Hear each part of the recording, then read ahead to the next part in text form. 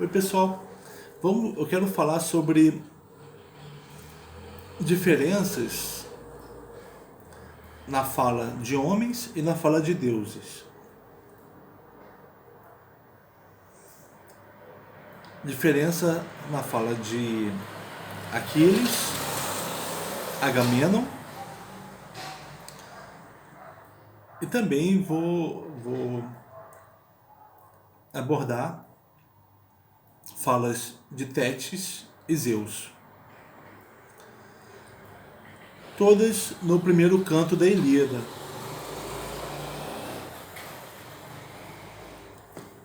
Nós estamos numa sequência de vídeos estudando o livro do André Malta, livro chamado A Selvagem Perdição, em que ele vai comentar a Ilíada inteira do ponto de vista, o comportamento dos personagens, do ponto de vista da Ate, da perdição. Perdição é cegueira, é não saber o que se está fazendo.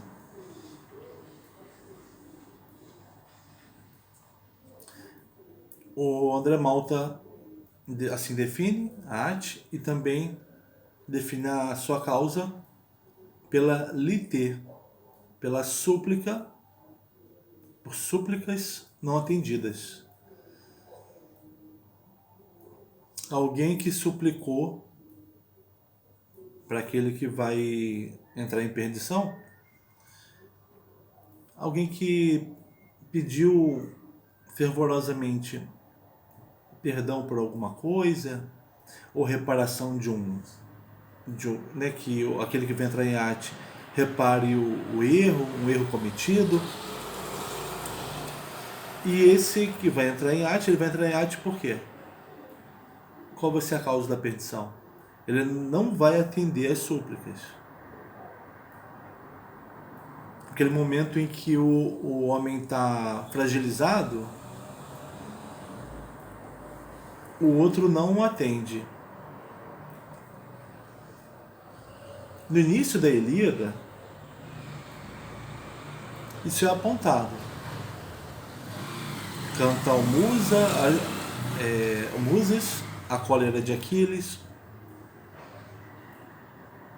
por causa da qual muitos aqueus foram lançados ao Hades,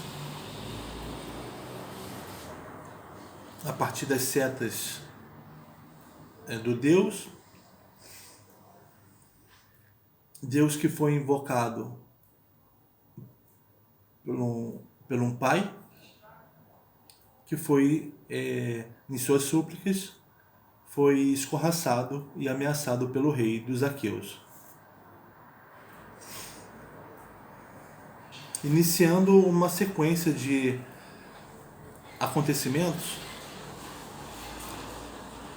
humanos que passam a ser divinos e voltam a ser humanos, depois novamente divinos. Eu vou explicar essa dinâmica, que no fundo vai mostrar como se a gente estivesse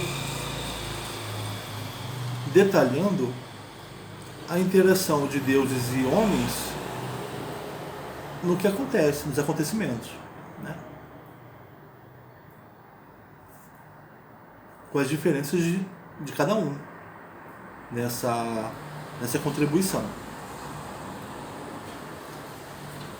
Crises, sacerdote de Apolo, vai ser escorraçado por Agamenon.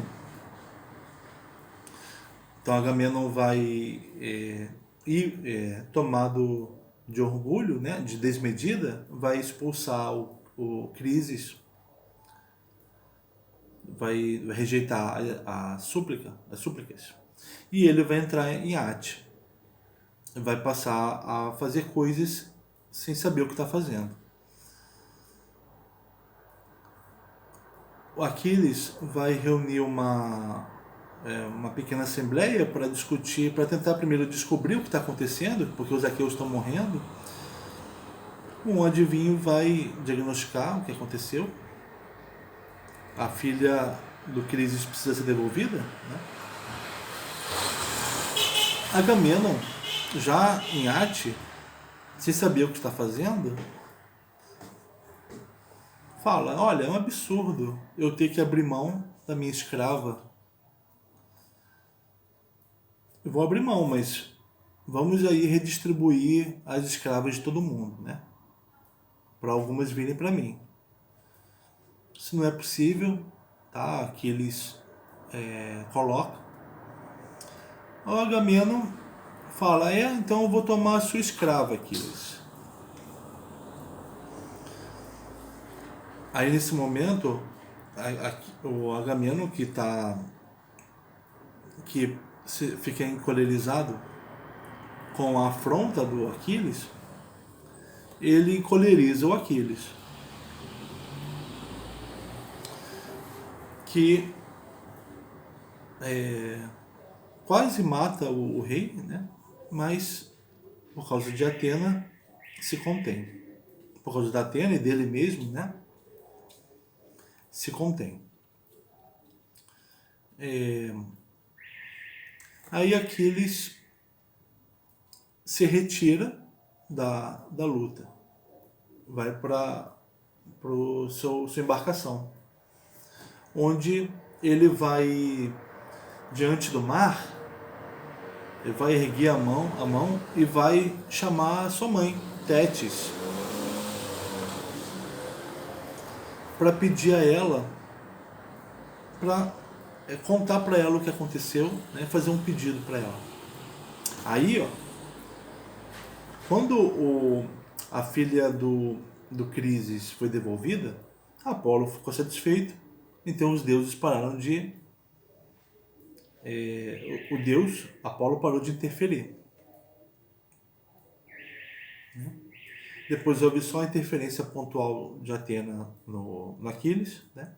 Mas os deuses não estavam interferindo mais. Voltou a ser a desenrolar humano, né? Aí o Aquiles chama sua mãe, fazendo com que o assunto volte a ser divino. A deusa do mar, Tétis, né? Ela vem e o Aquiles conta para ela tudo que aconteceu. Só que como ele consegue contar tudo o que aconteceu? Daquela forma ordenada.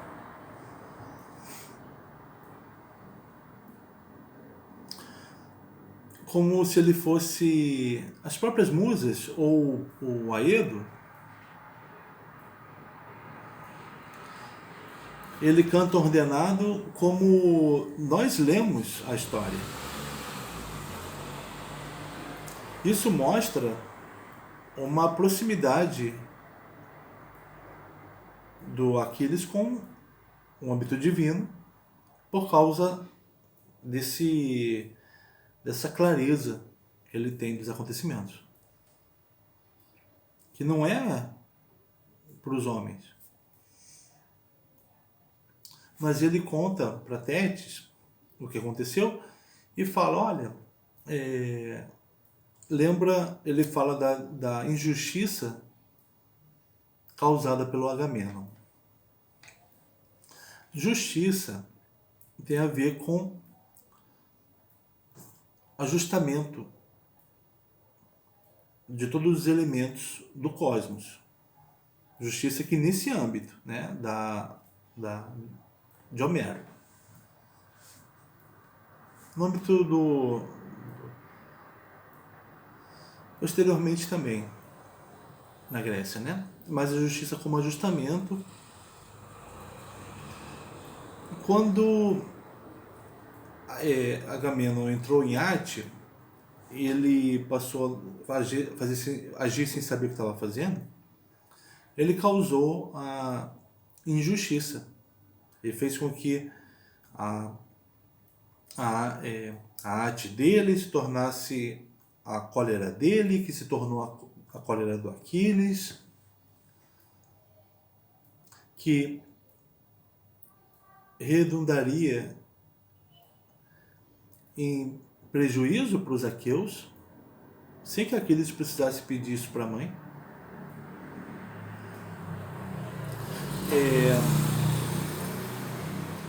Os acontecimentos foram se desenrolando em função da injustiça, da desorganização das coisas, desajustamento das coisas. Então o Aquiles queria que a honra dele fosse restaurada, mas o interesse dele tem a ver também com a justiça do todo. Porque os aqueus precisam reconhecer a injustiça causada pelo Agamenon, a arte do Agamenon. Agamenon também precisa reconhecer isso e corrigir. A injustiça precisa ser corrigida para que os aqueus voltem para os trilhos e possam vencer a guerra. Mas inicialmente eles vão começar a perder a guerra por causa dessa injustiça, que precisa então ser reparada. O interesse de honra do Aquiles, ele se casa à necessidade de justiça do todo. Porque os aqueus têm que vencer a guerra. Agora, a forma como isso vai acontecer é sinuosa. Vai passar pela quase perda deles. Mas vai acontecer. O Aquiles, ele...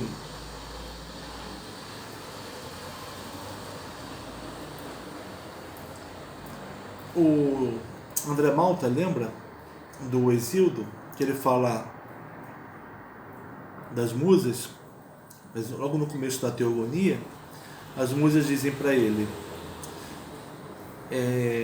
nós dizemos mentiras símeis aos fatos.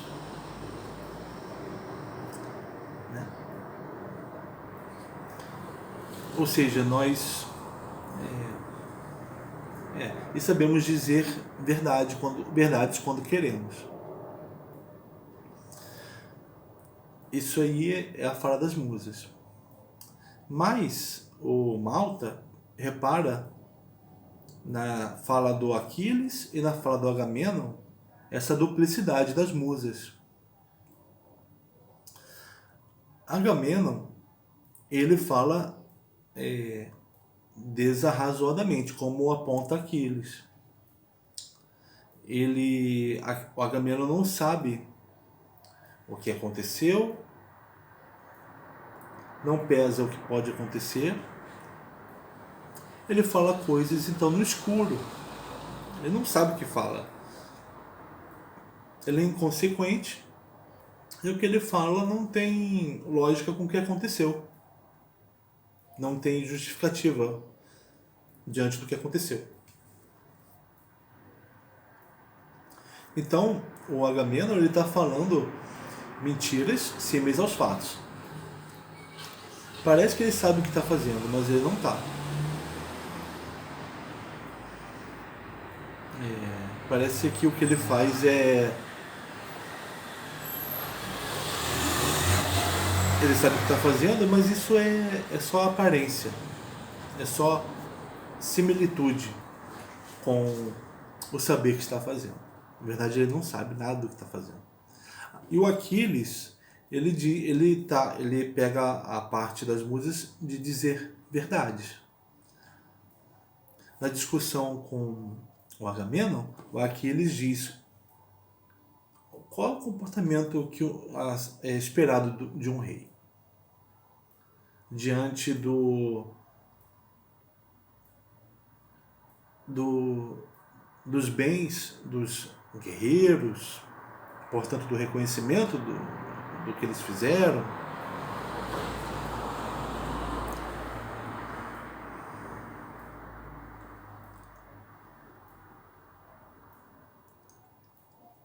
O Aquiles vai apontando pro rei como um rei, o pro Agamenon como age um rei, para o Agamenon ver como ele está agindo de forma diferente, mas o Agamenon não vê. Então a fala do Aquiles vai para a verdade. Ele que é próximo, mostra com isso que é próximo dos deuses, né? E também pela narrativa clara sobre o que aconteceu, que ele tem para a mãe dele depois. E o Agamenon, ele fala no escuro. O âmbito dele é o da escuridão. Ele não sabe o que está acontecendo. Aí, para a mãe dele, o Aquiles fala... Aquiles, ele conhece as coisas, mas ele precisa falar, né? Ele fala, mãe, lembre, vá pedir aos Zeus que ele faça os aqueus começarem a perder, começarem a morrer, para que para que eles percebam a injustiça que foi feita contra mim, e aí a honra seja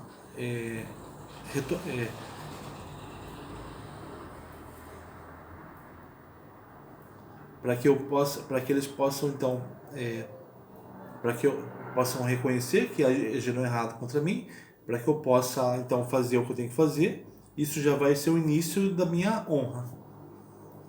Faça Zeus garantir a minha honra. E aí o Aquiles fala para a mãe lembrar fala assim, mãe, você lembra daquela vez em que Zeus foi assaltado, foi acorrentado por Hera, Poseidon e Atena? Os irmãos dele, Hera e Poseidon, que queriam o poder dele, tomar o poder dele. Atena, que queria tomar a preponderância no âmbito da sabedoria. E você, mãe, trouxe do Tártaro aqueles que os Zeus tinham mandado para lá. Os hecatônqueros, que são aqueles gigantes de 100 braços, e os cíclopes, também gigantes, que produzem o raio. Você os libertou para que eles ajudassem, com a sua força bruta, ajudassem Zeus. E eles ajudaram, Zeus se libertou. E se libertou dos salteadores e recompensou os monstros de pura força bruta. Zeus então agiu para retomar, teve sua honra atacada. E a honra foi retomada a partir de duas coisas: força bruta e sabedoria que ele tinha.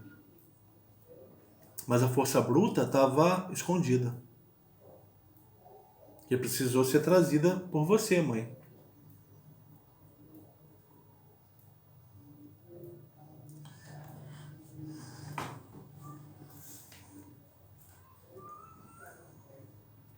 Aí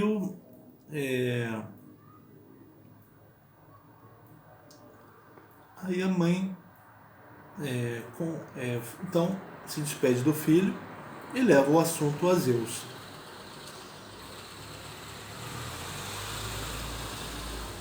A atuação do o Aquiles diante da mãe, ele falava, né, tudo o que acontecia de forma clara e evidente. A mãe, diante do Aquiles, Tétis, ela se ajoelha, põe uma mão no joelho do Zeus e outra mão pega no queixo dele. E ela diz: se eu tenho algum valor para você, conceda-me a garantia de que vai honrar Aquiles.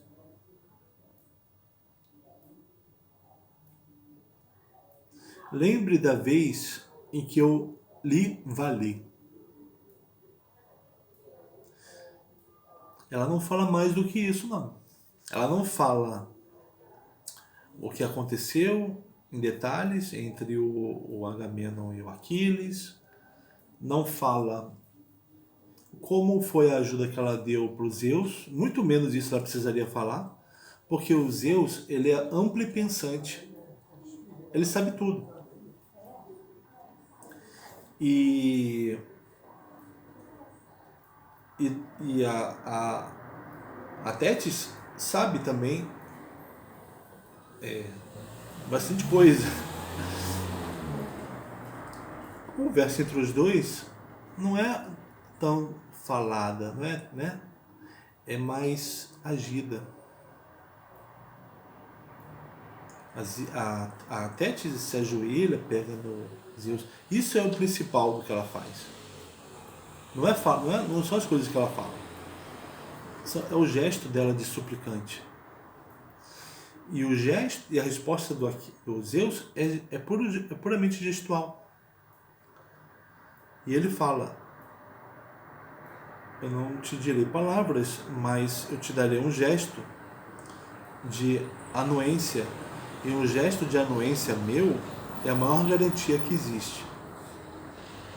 E ele abaixa a cabeça, consentindo, e isso já vale a maior garantia de todas. Um homem precisa falar 1000 palavras e não chega nem perto dessa garantia de Zeus. Se Zeus não der essa garantia, os homens não conseguem nada. E é gestual.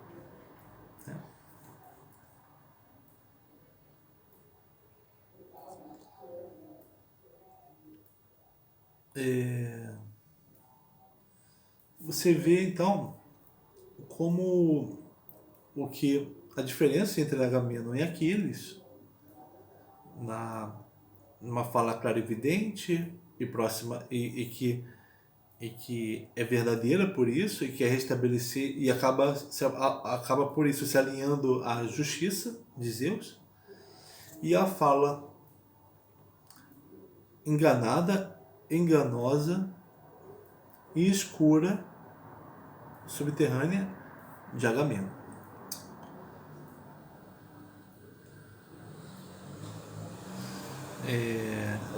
Nós vemos também a diferença, como a ação ela vai passando do âmbito divino para o humano, aliás, do humano para o divino, humano divino de volta, fazendo com que nós vejamos de longe que os deuses participaram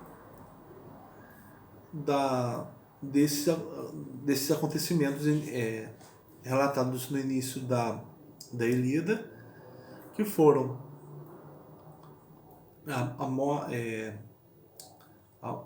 um erro do rei, que causou punição para o seu exército, que causou o afastamento, a briga dele com o melhor guerreiro. Os deuses participando disso. Isso que a gente poderia falar, grosso modo, nós vimos em detalhes, né?